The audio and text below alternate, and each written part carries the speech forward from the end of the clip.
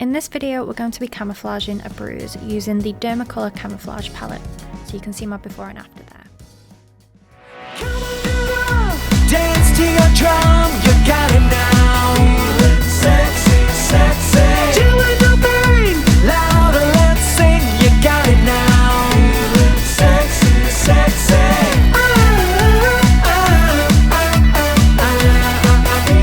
Sexy, sexy.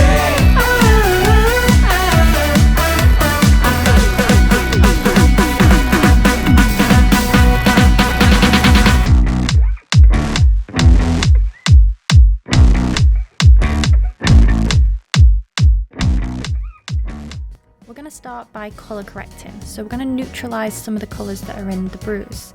This doesn't mean we're going to cover them, it just means that we're going to look opposite the colour that's there and apply that on top of it, really.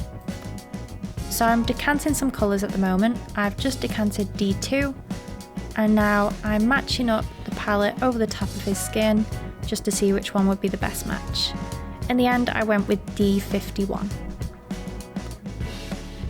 I like to apply these colours onto the palm of my hand because it's quite warm, and I've learned that these colours tend to work a lot better when they're warmed up.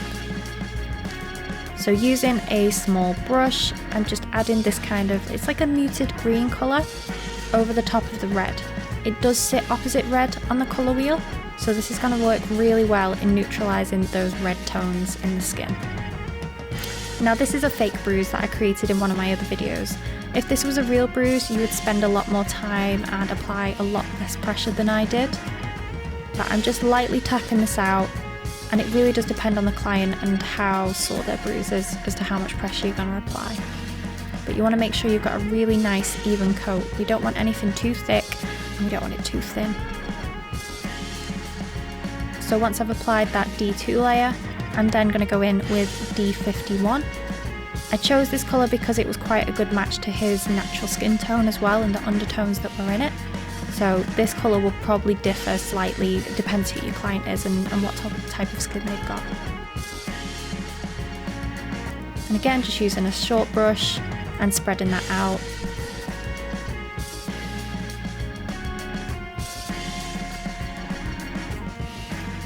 Then going back in with that green colour again, and just making sure I've got a really nice even layer where the two colours connect.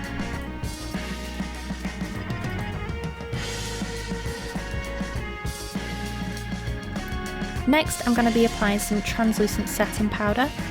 Normally I would use a velour puff for this, but a cotton pad will work too.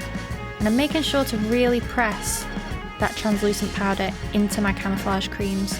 This is going to help set them properly and it'll help waterproof them as well. Ideally, by the end of your camouflage experience, you should have a waterproof cover-up. I've set my timer for 10 minutes, and then when that goes off, I'll come back to it. Brilliant, so after 10 minutes, this is what it should look like. You'll need a dusting brush just to dust off any excess powder. Next, you'll take a damp cotton pad, and it does need to be damp so that we can get rid again of any excess powder. We don't want that in between your concealer layers, otherwise you're going to get a really cakey outcome. So just spend a bit of time making sure you've got every tiny bit of powder off it. So you may be able to see in the middle that that darker part of the bruise hasn't colour corrected enough for me to start covering it. So that just needs neutralising a little bit more. So I've gone back in with my D2 on my short brush and I'm just going over the middle section of the bruise. I'm making sure to fluff out my edges so everything's nice and soft too. And then we set it again.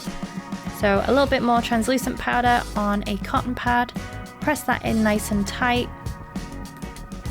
and then we'll be setting another 10-minute timer.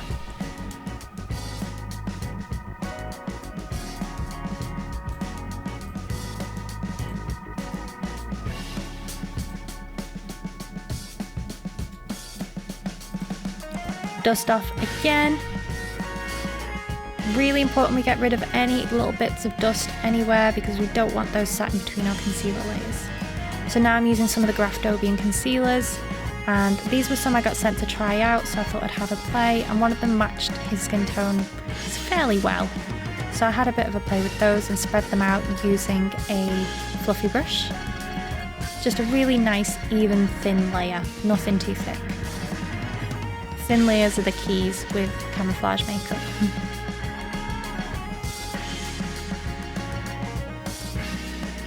And you can see how I soften out my edges as well.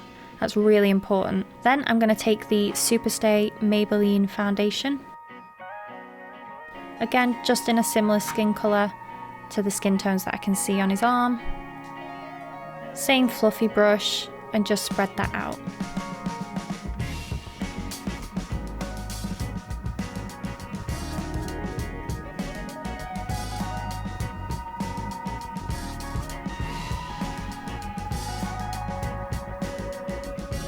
Final setting layer using a translucent powder. This time I'm not being as harsh with pushing the powder in.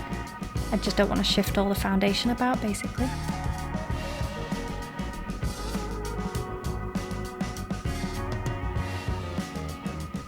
And another 10-minute timer.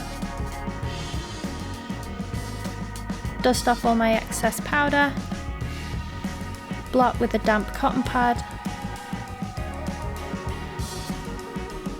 And this is what our finished result looks like. We're only aiming for 80% coverage, not 100%. We can't cover texture, we can only skin match. But I was quite happy with the result, and you can see that the removal's fairly easy. Now, because it was a fake bruise, my removal product did also remove the bruise, but I just used an oil-based remover. I hope you enjoyed this video, and I'll see you in the next one.